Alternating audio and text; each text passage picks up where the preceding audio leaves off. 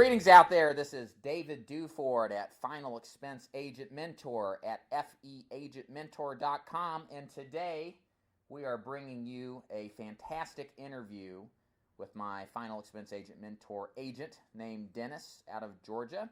Say hello, Dennis. Hey guys, how you doing? What's up, Dave? Good to talk to you. Absolutely, same to you. And in today's interview, we're going to discuss really the experience Dennis had a couple weeks ago where he sold $10,000, actually greater than $10,000 in final expense sales. And more specifically, we're going to get into details about how Dennis did this. I always have a lot of agents who are interested in how to figure out what the top agents do. In fact, I think that's what's most important about this business. We simply need to find the top agents, learn their processes, and simply duplicate it and put it into action. So the goal for today's interview is to get to know Dennis a little bit more and then get into the real nitty-gritty and the details as to how he was able to close 5 figures in final expense within a week's worth of time. So Dennis, I want you to go ahead and take it from the top. Go ahead and introduce yourself, and then once you do that, we'll jump into more specifics of how you did it. What's up, guys? My name is Dennis Martin. I'm here in Georgia. I started with Dave. I was just thinking about it a year and a half ago, pretty much this month. I sold my first policy at the very end of November of 2014, and didn't sell anything else until the end of January of 2015, and really just trying to learn the process from there. Kind of like everybody else, it's a grind at first. Well, it's a grind all the time, but just getting used to it. And then making your process efficient is the most important thing that I think that I've been able to do as far as being able to make it efficient as possible. Right, absolutely. And that's part of the reason you had the level of success, and you really continue to have the level of success you do, is because you find a track to run on, a process to follow, and then learn how to leverage it, like you said, in the form of efficiency, in order to get the kind of goals you did. So what I want to jump into right away, Dennis, is how you were able to sell $10,000 plus in final expense premium. More specifically, the numbers. What I want to kind of go into is just kind of an overall view of what kind of leads you worked, how the appointments were worked. Did you door knock them? Did you actually preset the appointments? How the people were, and I'll kind of let you take let you take the lead here to kind of explain that, and then kind of as we're going along, I'll ask you some questions just to kind of clarify to the audience. So why don't you take us from that very first day in the field and kind of go through each day and what your experiences were like. Sure. Well, the total number of appointments that were set by my appointment center was 22 for the week. I set 6 appointments by myself or track them down.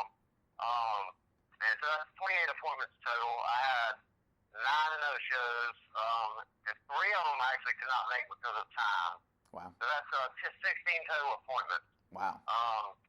Some of these in Georgia, the drive times get pretty extensive, and if you're especially working with a couple, the appointments kind of run over, and then that eats up on your drive time. So that kind of accounted for the 3 I couldn't make because it was going to get about 9:30, 10 o'clock at night. Right. And I sold 18 apps. Wow. And so, and I'm just looking at my notes here. So I started at noon almost every day this week because my wife took a part-time job. She just had a baby, and she was getting itchy, so she needed to get out and do something. I know that nobody's interested in that, but that's why I started at noon almost every day this week. So all these were pretty much done between noon and 8:30 at night. It was actually last week when I did this. And so on Monday, let's see, my 12 o'clock appointment was a no-show, and I met a seminar. I gave a seminar the week before, and it was on a Thursday, so some people wanted to meet me the following week. Right. So the first one was a no-show, and it was pretty close to where I gave the seminar, so I just rode over to the housing complex and tracked down Leak there, and I sold her.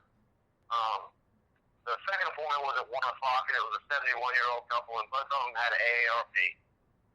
and they wanted to stick with about their same budget, which was about $100 a piece, and I replaced the ARP with United Heritage and Settler Silver for her because she was overweight. Right. And they were talking, so that kind of ran me late. My 3 o'clock appointment was a no-show. Actually, he was there, but he was like, I'm out the door for a doctor's appointment. We need to reschedule. My 4 o'clock, both had congestive heart failure, and, I wrote them with Great Western, and both of them were been on their meds for a long time, and they were pretty just happy to get coverage. Right, sure. The 4:30, Michelle took a 4:30, and he was a retired vet. He had a renewable term that was about to go up, and that he didn't please him too much, and he was a COPD smoker, and of course he liked that the premiums would never go up and it can never be canceled on our policies. And his sister was actually there, and they had taken out a policy at the same time, so she ran and got her policy, and I sold her too. My 5 o'clock had no time to go to because by this time it was about 7, and I was close to my 6 o'clock appointment, so I just skipped my 5 o'clock and hit my 6 to try to get me back on time. Right. My 6 o'clock, this guy had just bought a truck, and he's standing out in his yard, and he's reupholstering his bass boat before it starts to rain. So I'm giving this presentation while he's not moving a lick. I'm paying attention, but clearly I thought that he was not. And, I went over my presentation, the best that I could in a situation like that, and he was like, wonderful, let's do it. Yeah. And so, that was a nice surprise. And, I was running late that settled day, so at 7 appointment, my 7 o'clock appointment, I showed up at 9, and they were eating dinner, and they just wanted to reschedule. So, total that day, I had 8 scheduled appointments. I had 2 no-shows. I had 2 I couldn't get to. I had 4 presentations, and I sold 6 apps. The first thing that strikes me as interesting, now if there's experienced agents listening to this call, what they're going to hear here is they're probably nodding their heads thinking, I know exactly what this is about. They've been out there on these deals where, half of the people show up or somebody's busy doing something else, apparently not paying attention, but maybe they are. These are, and for the new guys, these are the normal things that happen in the real world of selling in general, especially final expense. But notice, Dennis isn't disgusted that half of his people no-showed. I mean, that's right, Dennis? You had 8 deals or 8 appointments and only 4 showed up. You only presented to 4, correct? That's correct. Yeah, and technically I had 2 no-shows, and I didn't have time for 2 that day. Right. But on a good point that you're mentioning on the guy that was doing his bass boat, when I heard that he had just bought a truck, and if something happened, that was a need right there that I picked up on. Right. And so that, that of course, that was an incentive for me to really take this seriously and not just blow him off because I thought that he was blowing me off. Right, exactly. You just stuck with the approach and followed through with just how you do things. You didn't let the doubt creep in to prevent you from doing your pitch or doing your job regardless. Absolutely. Correct? Yeah. Right. And that's kind of what I'm this is great. This is great starting off because a lot of the times, we hear all the blue sky and how great this business is and how much all the money you can make, but nobody ever talks about the reality. I always try to make it a point to have these conversations because, you see, Dennis wasn't fixated on the 2 people that no-showed him. He wasn't fixated on the other 2 he couldn't get to. He focused on getting in front of people and closing them and seeing if there's need and then selling them and hopefully closing them. And it turns out he did well. And sometimes it turns out great, sometimes it doesn't. But the point is that here's a guy who ends up writing $10,000 plus the whole week, and he's dealing with the same crap that we all do. No-shows, people who can't make it, it's too late, they're eating dinner, they're too tired. You work through all of that eventually to realize results. Oh, absolutely. And we'll get into the no-shows a lot more here. So, we just covered Monday. That was nothing. Okay, go on to Tuesday now and tell us how Tuesday went. Tuesday, I had a 10 o'clock appointment that I set from the seminar the week before. So my wife came home early from her part-time job. So I started at 10 a.m. on Tuesday, and I ran that appointment, and I sold that appointment. All right, my 12 o'clock, my 1 o'clock, and my 2 o'clock were all no-shows. Wow. And then my 3 o'clock, the lady wouldn't even give me a time of day. But I was kind of close to home and close to, I was close to my hometown. So basically had people that I'd talked to over, the course of the last few weeks that, usually when I'm out of town running appointments, I don't have to call and set appointments with them. So basically, since I was close to home, I just had a list of people that I could call and try to let them know that I could see them if they were interested. And so I did that. And so basically from 12 o'clock till 4 o'clock, that was no shows for right. 3 o'clock was a show. The 4 o'clock was, oh yeah, this guy was ex-military. This guy read every single form out loud, everything. He asked me questions left and right, which I was happy to do with him. He was convinced that this 2-year contestability period was a way that the insurance company was going to screw him over. And so, I was talking to him about it, and I was like, this is standard, within the life insurance business. I said, anything that you do is going to have that contestability period. And I pulled out HIPAA forms from like 4 or 5 different companies, and I let him read those as well. He didn't read all those out loud, but then he actually said to me, he said, okay, I do see how this is standard in the industry. Right. And I said, basically, if you don't have a material misrepresentation on your application, you're fine. This is just for those people that are really trying to pull one over on the insurance company. And he finally got it, and I sold him. That appointment lasted like 2 to 3 hours. It was ridiculous. But I was not leaving there without an app. He spent that much time, and I'd explain that much to him. All of that day, I had 6 scheduled appointments. I had 3 no-shows, 1 that wouldn't give me a time of the day, and I had 2 presentations, and I sold 2 apps. Good. So again, same situation here, especially for you new guys. It's very easy to fixate on how many people were rude and inconsiderate and didn't show up. As we're finding out, you're still right in business, and which ultimately is what costs and what matters in this business. It's not the people who don't buy, it's people that do. And doing everything you can when you get an opportunity like Dennis did, persuade somebody to do business with me. He took a guy that was probably a very difficult sell for most agents that would crumble under the pressure of a guy that's actually reading line by line of every single thing on an application and questioning it. And, obviously thought of a creative close. What better way? And I told him, I said, you make a good point there. I said, maybe I should read these a little bit more closely. I said, but I know that all of them basically say the same thing. They say this is good for 2 years, and they want the HIPAA form to look into your records for 2 years in case you die within that contestability period. They want to make sure that you answer the application correctly. So, he was asking me specifics on the HIPAA form, and I've never read every word of one of those things, but all of them do say about the same thing. Yeah, but the important thing is you jumped in there and you knew what the objection was, is that he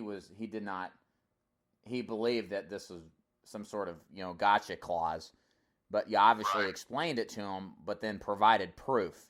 That's the key thing, because look, I've never taught anybody the line by line objection rebuttal because it very rarely happens, but thinking quick on your feet to come up with a solution to say, hey, look, man, this is normal. I understand your concern, but they all have this in there because they're trying to prevent, misrepresentation and people that take advantage of companies, and that's the perfect response.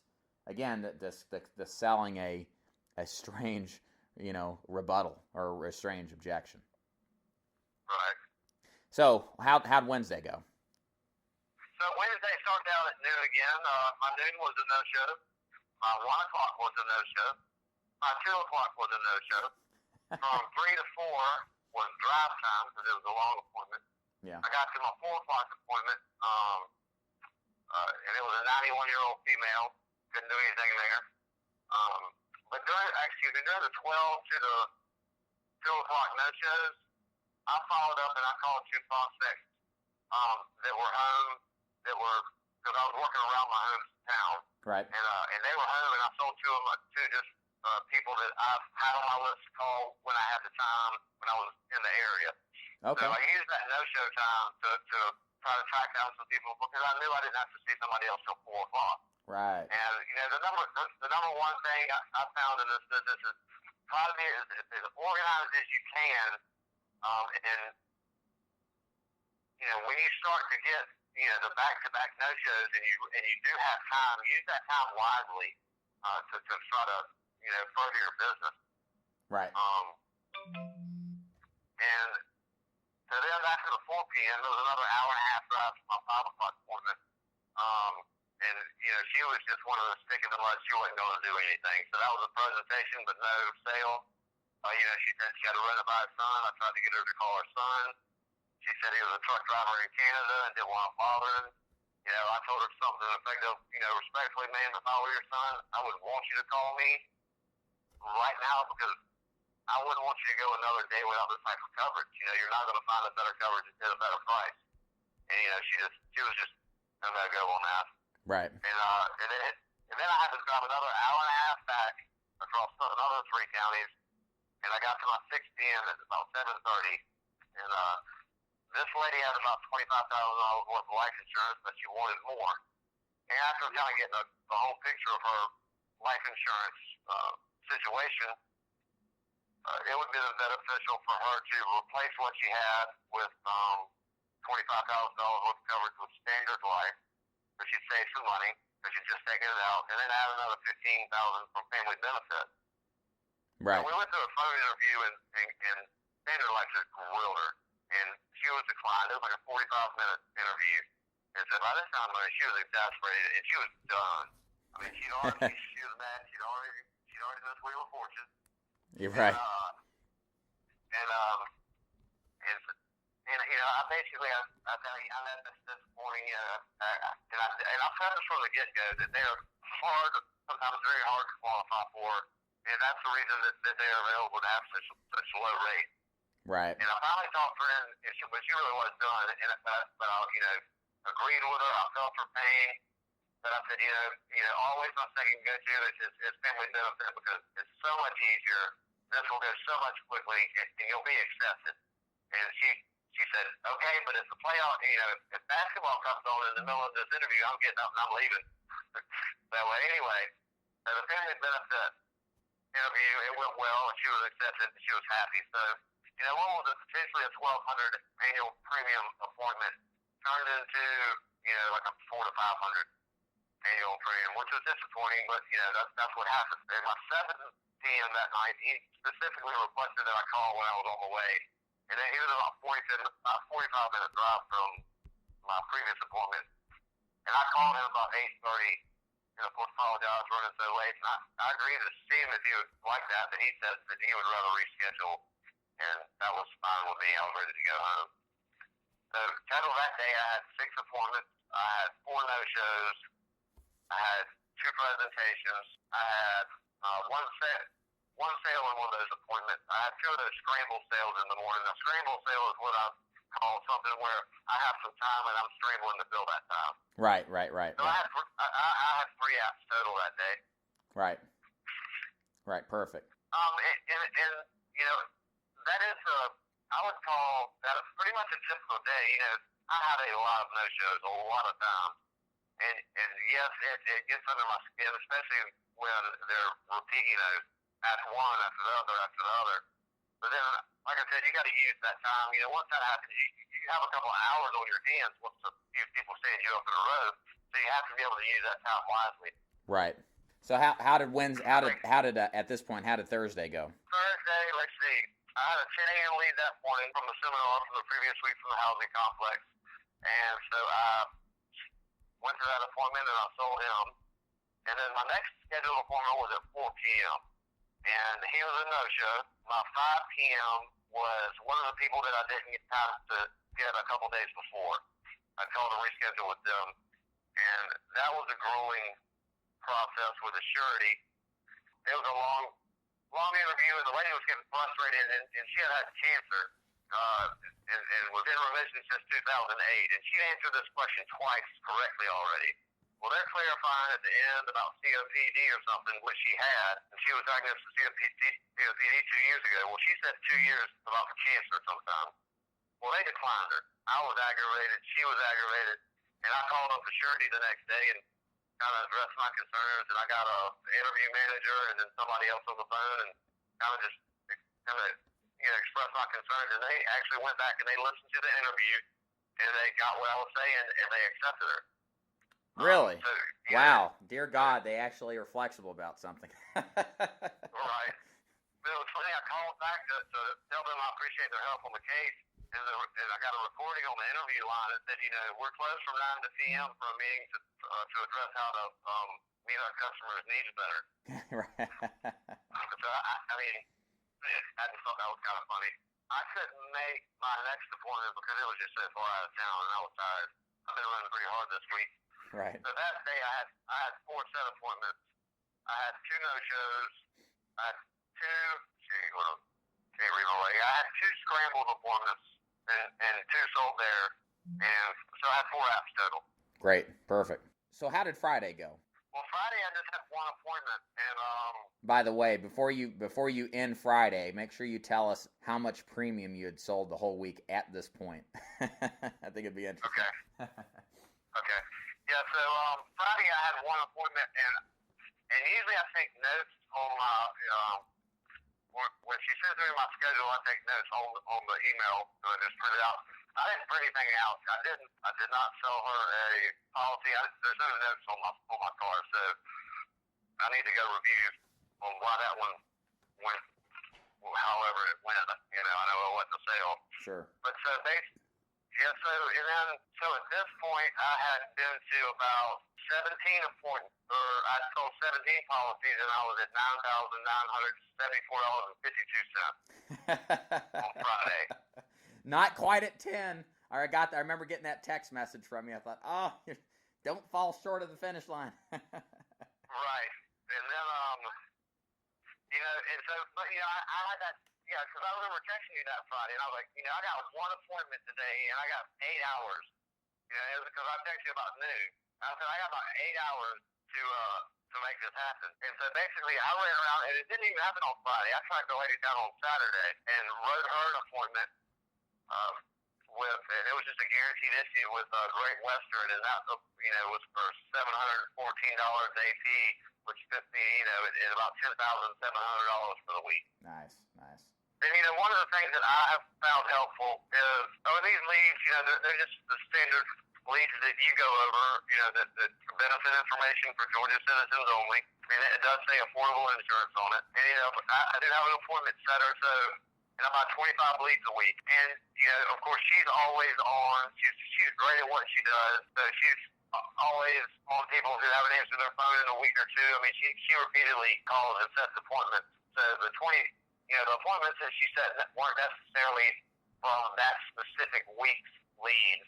They could have been from, from over time, but she knew that they were in the general area, and that's who she needed to call. So she's good at what she does. And another thing that I found helpful that seems my clients like is, I have a little sheet, and then on top it says final expense whole life insurance, and it has the guarantees, and the rates never increase, and never be canceled, and there's no waiting period.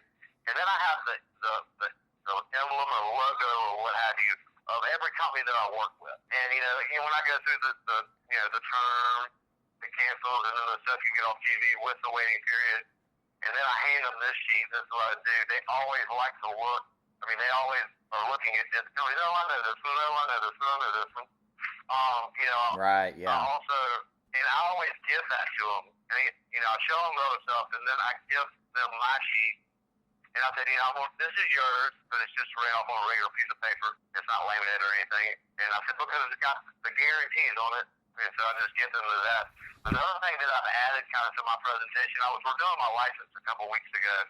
And, I was reading It was the insurance law review, and it goes over agency structure. And there's a little part in there that says agents versus brokers, and I'm quoting it here. It says there's a very important legal difference. Agents represent companies versus brokers who represent their clients. And it goes on to say, and again I'm quoting here, brokers owe primary responsibility to the insured and can be held liable if the associated duties of that relationship are not carried out. So what I hammer this in my presentation, and I think the thing, an insurance agent that works for a company, his primary duty is to that company. And I tell them, I'm a broker and I have access to all these companies. I'm legally bound to work for you and to try to find you the best insurance, the best price that I can. And I think that's either it's convincing to them, or I think more importantly, I know that I'm convinced of it because this is something that I read, to renew my Georgia license. And so, it's not hype. It's not, to me, I'm a very factual kind of person, no BS kind of person. So, when I can speak this and look them dead in the eye and tell them that, I think, that conveys something as well. Well, you made a really interesting point there. I think this business, as indicated, and I think is the biggest takeaway here, is that even though you did a tremendous amount of business in 1 week, they didn't all throw their checkbooks at you. You had Tuesday or Wednesday, you had like 4 or 5 no-shows in a row. You had people who were just completely rude to you. You had all the same things that every single producer selling insurance is going to have to deal with. The difference is that A, you ran the numbers, you ran a lot of appointments, and you maximized your downtime. You worked on people who you had contacted and you're now in the area, you can go back to see them. You optimize the downtimes and you optimize your time in general, running as many appointments as you did. But with that said, my whole point, and I think this is impressive, is that despite all those issues that you had, you still did very well. And that's... Well, you're always going to have those issues. And, me starting out as I'm still fairly new to this business, but, the most important, I guess, lesson learned is, when the people, I used to, and I think in the beginning, to some extent, you always take it a little the rejection a little personally, but once you've been in this business a while, you heard it all, you've seen it all, or you feel like you've seen a whole lot, you heard it. When somebody is rude to me, or the no-shows, the rude to me people, they're just a whole different ballgame, but you have to realize that it's them who have the problem. It's not you. Right. They have they have nothing to base how they're treating you on. They don't have no idea who you are, anything like that. And honestly, I feel sorry for people like that because they don't know what I can do for them. And I feel good about what I do. I had a lady the other day that she really wanted to be buried, and she said she could only afford $3,000 worth of insurance, and she was on a 2-year wait, and I was with, and she said that company was the American president in it. And I said, if I could get you about $7,000 of immediate first aid coverage for the same price, would that be something of interest? The lady about jumped up, knocked me down, hugging me. Yeah. And then the next day, I wrote a friend of hers. Right. So, she was happy about that. So, I know that the most important thing is you can't deal with the idiots out there. That's kind of how everyday life is. Yep. You just got to brush them off and keep on going. One thing I found out, if you stay in this business, you as in anybody in this business, if you stay in this business for 3, 4, 5 years, what you really become a master of human psychology. You don't see it as a new guy within your first 6 or 12 months as much because, you think, why would somebody be rude and not show up or all of a sudden cancel their policy even though they were crying when you sold it to them? There's a lot of frustration that you run into, just like you experienced this week. But then what you realize over time is that, these people have issues, and there's some things that you'll never know that, you can't ever fix. And perfect example, I'll just share a little story I had happen recently. I never get thrown out of houses, Dennis, but I got thrown out of 2 a couple weeks ago. And the one in particular, we were talking, I had a guy riding along with me. I was basically just letting him run some appointments, seeing how he was doing. And the lady was talking, and I asked her who, she mentioned somebody cuts her lawn, and I asked her, I said, is it a guy so-and-so that I have insurance with? And she said, yeah, that's him. And I sit behind him in church. And I thought, oh, okay, cool. We got a nice little inn here. She's serious about insurance. There's no reason why she wouldn't buy from us. There's an inherent, referral there. So she proceeds to tell us later on, don't ask me what I got on quotes because I've got other quotes and I'm going to think about it. She's like, we didn't even ask her any for the business yet. She's just kind of jumping the gun. We still did our thing. And I kind of jumped in when we were looking at prices, and I asked her, I got halfway through asking her, what do you need to see in order to make a decision on which plan you're going to buy? I didn't even complete that sentence. And she was grabbing her medications, and she got real pissed off. She said, you guys called me. I didn't ask you to come over here. Y'all can leave. And I was shocked. I thought, what? Why are you throwing us out? And she said, y'all can go on out of here. I'm done with you. And I was just walking out there shaking my head thinking, what the hell happened? So I called up my client who knew this lady, and I said, man, what's up with this lady? Why did she throw us out? I mean, you know me, I'm a nice guy. And he said, man, she sips on that vodka all day long. She's a drunk, and she gets real angry when she's drunk. And I couldn't even tell that she was slurring her words. Now I'm thinking back at it. You see, that's something that you'll never, ever get in the field. You'll run all these appointments with people who will treat you like you're the dog that gets kicked because their life sucks, or they'll lie, or they'll misrepresent, or they'll tell you stories, or waste your time. And you'll very rarely ever have the luxury of ever dealing or knowing what the issue is. But time goes on, you realize this, and you realize, like you said, the rejection isn't personal. It's not personal at all. It's that these people are miserable, they're deadbeats, or they've got issues, and they had those issues before you showed up, and they're going to have them after. And the key is just to move on, find somebody else, have a lot of people to talk to, because eventually you're going to run into people that actually want to buy this stuff. Yeah, absolutely. Oh, yeah, it's funny you say that. Yesterday, I had almost the same thing happen to me. The lady was kind of slurring the words. I couldn't smell any alcohol, but and she was on insulin and all this other kind of stuff. And then I asked her how long she'd been taking her Flatic. Right. Why do you want to know that? I mean, she jumped all over me for that. She was like, I ain't never heard an insurance company worried about Flatic. God went on and on. She was like, I just feel sick with what I got. I'm good. I'm done. And I was like, okay. Right, yeah. But that was funny. That happened to me yesterday. Yeah. It's me asking about how long she's taking her Flatic. And I tried to explain to her, she's been on it for maybe 2 years or so. But she was all up in arms over it. I just packed up and walked out. There was there's no turning around on that one. Yeah. Wow. But on something like that, I just kind of walked out. I had a little smile on my face, and I was like, and she's yelling at me because I'm walking out. I'm sorry, I didn't mean to waste your time. I'm like, no problem, darling. I was like, you didn't waste some time. And you just gotta roll with the punches and try not. Don't take it personally. Don't let it affect your next appointment. Right, absolutely. So, why don't we, in conclusion here, Dennis, talk about some of the key factors here? I think what I would like to hear, what the audience would like to hear, is kind of, now that you've had this huge production week, what kind of 2 or 3 things do you think accounted towards you being able to achieve such of a high production? If you were to tell another agent who would ask you, hey man, how can I do what you did? What would you tell them in order to accomplish something similar? Well, the key here was, I had leads in for the most part in a general area. I didn't drive a lot one day. But the other key here was the seminar that I gave the week before. If you notice, I mentioned a couple that, I probably sold, if you let me see, 1, 2, 3, 6 of those apps were sold from seminar. Really? Wow. Leads that I got the week before, yeah. Wow. And that, and because I went back and actually 6 of those apps were from appointments that I set from the week before. Because I gave a seminar on a Thursday, and because that was when the lady wanted to do it, the coordinator.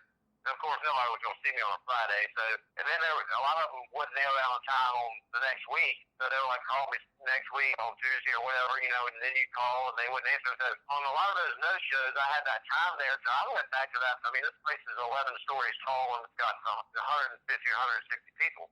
Nice. So every time that I had some time, I'd go back there and start knocking on doors. At one point, I spent 45 minutes helping these 2 ladies move.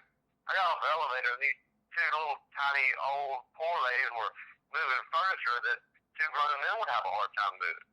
So I helped them for like 45 minutes, and actually I sold one of those ladies a policy. Wow, really? And actually I need to get back and talk to a roommate. Between just the normal grind of running appointments every day, the seminar was a big deal. The coordinator of the place that I gave it to, this seminar was kind of a shock to me because I was coming out the door and I asked to speak to the coordinator. She was in the middle of something. She said, just basically, just give me a card. And I gave her a card and didn't even know her name, anything like that. It was a real rush thing. Well, she emails me and talking about a seminar, and in my mind, I was thinking it's another place I've been working for a seminar. So I show up to this place with like a six-pack of Cokes, a six-pack of, very minimal supplies because I'm thinking 5 or 6 people. Well, 20 show up because I'm at the wrong place. I'm in a different place than I thought.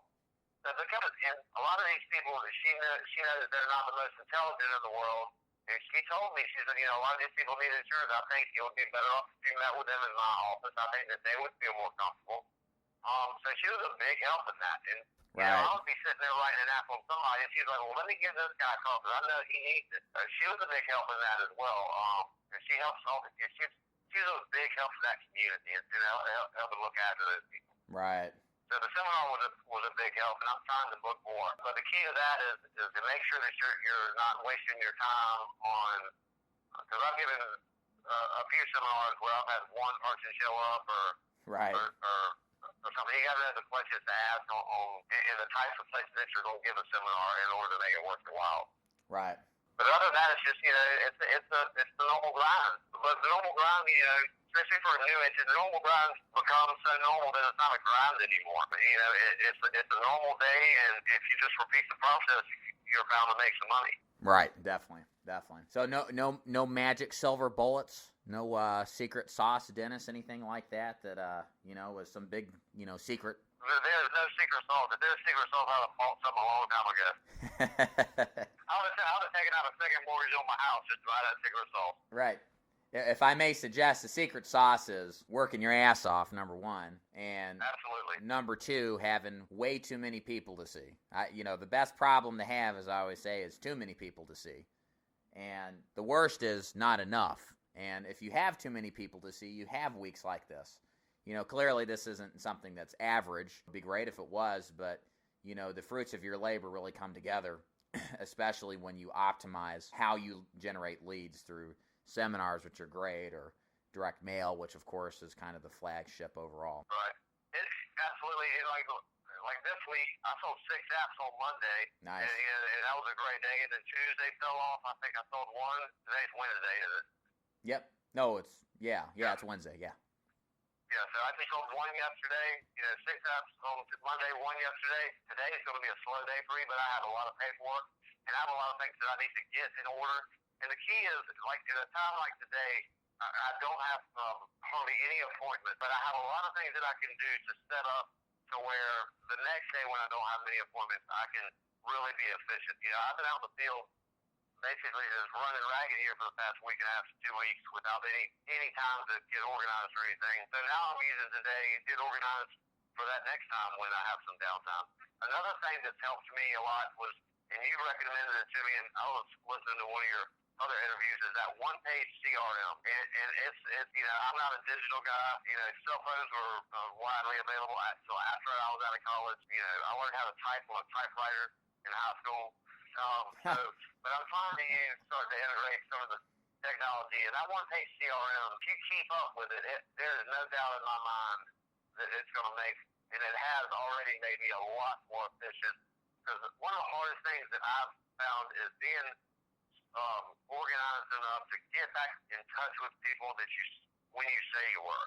Right. Because they might say, give me 3 months or give me 2 weeks or a week and a half, and keeping calendars. I've tried different methods, but the one-page CRM is easy. It was a click of a button to actually take every lead that I had on the, from my lead distributor, and there's 1,070 or something like that. And I clicked the button, and every single one of them is now in that program, and it's an app on my phone. Really? So, wow. Yes. So and it has their name, address, and under their address, it's got the little location button. So if I want directions I open up that app and I just hit the button, and then it gives me directions to their house. Wow. And actually, CEO of one page sent me like an automated email, like thanks for your whatever. But if you have any concerns, reply to this, and it goes directly to me. I said, and basically, I told him I get PDF leads, and I need to be able to attach these leads so I can pull them up. Because when I show up, these people see it in their own handwriting. That gives some validity of where I'm there. And he actually emailed me back and said that they're rolling out with something like that in a couple of months. Really? And, wow. Once that capability is there, basically I can import every single thing from the lead company, including the image of the lead, and have the address, the phone number, and have everything at the touch of a button. And go down the line, you can just mark completed, and then you put it into your next action. It tracks sales, pending, all the stuff that you're waiting for. I mean, me and my wife went through it for about an hour and a half the other day just to try to figure out if this is going to be something that I wanted to purchase every month. Because right now I'm on a 21-day free trial period and no credit card required. You just sign up 21 days for free. I've already noticed an increase in efficiency. I'm not even using it every day because I've been so busy, but I definitely plan on working with this app a lot more. Because once you get into it, my wife was like, wow, this is awesome. This is exactly what you need. And it seems like it is. That's one thing I would recommend to people, at least just to check out. Because it's free. Use it for 21 days. If you don't like it, no harm, no foul. They won't recharge your credit card because they don't take one. It's funny you mentioned that. I've got 2 other interviews I've done in the past. One with a guy named Michael out of Nashville, and another with Wade I just recently did that you listened to out of Bowling Green, Kentucky. It's funny, they both use one-page CRM, and both of them have been just as excited about how well it's worked for them. I guess I'm going to have to look into it, because you've got 2 guys there, one who did, both are probably $15,000, $20,000 a month plus in production using it, and now you're using it. I guess maybe I should follow suit. Because it's not a one-size-fits-all thing. I mean, you can custom create your own fields. Like, I custom created the lead date and the time it was assigned, because that's important to me. Just sometimes when people ask how old it is, I don't give them a date, but I have that information, and I can give them an answer maybe accordingly. Like, somebody's got stuck away. I'm sorry, I'm just finally getting to you is what I usually say. But I don't know, for some reason I like to know when I was assigned that lead, so I have that option to have that in there. Wow. And that's important. When you just save it, the export into that CSV file. And then you just import it right into the one-page CRM, and bam, it's done within a couple seconds. So last thoughts, Dennis. I really appreciate your time. Like I said, I am so glad that we did this interview. I always love to do detailed, in-the-trenches interviews. It's so important for agents to get a proper perspective on what this business is really like, especially for those that do extremely well. There's a tendency to oversimplify everything, and that's a good thing, and it's good to simplify, but there are certain things that we need more detail on to kind of establish what is this business really like, or what really goes into this. And I think this interview has provided a resource like no other, in the sense that we have gone through a very detailed, realistic walkthrough of what it takes to produce the kind of business you did, and the resources you use to do it, and really the mentality to have to go through it. So any last thoughts or concerns, Dennis, before we go ahead and wrap things up? Not really. Another usually important thing is having access to all these companies, and having you as a resource, especially in the beginning, to be able to place somebody with a correct company. That's the most important thing that we can do for our customers. And I check my persistency with one of the companies is 96%. Wow. And that's over the past year and a half, and that's because that you're placing good business, and there's a lot of insurance agents out there. But when you don't have to necessarily write them the lowest possible thing that you have, but most of the companies that we have are very, very competitive. And when you write them something that is good, they're not going to replace it. They probably can't find any better coverage anyway. But if you do your job more on a consulting and budget basis versus a sales basis, it's the business stick. Right. Absolutely. Well, very good, Dennis. I want to thank you very much for allowing me to do this phone interview. It's been very good. I hope you guys who have listened to it have enjoyed it. If you have any questions or comments or concerns, feel free to go to the bottom of the YouTube video and to the comment section and leave a comment. I personally answer all comments that are listed. If you're watching this on any of my social media feeds, or if you're watching this on my website, Again, feel free to leave any comments or questions or criticisms even. And of course, if you're interested in working directly with me, want to learn the final expense business like Dennis has with me, come to my website, check my material out. It's FE as in final expense, agentmentor.com. I've got free videos all over the place on the website, free training on everything you could conceivably imagine in the final expense business. I also have a book that you can buy on Amazon called The Official Guide to Selling Final Expense Insurance. Other than that, thank you so much for your time, Dennis. I really appreciate it, and I hope you have a good rest of your day. Thanks, David. I appreciate it. Yes, sir. You too, buddy. Have a good one.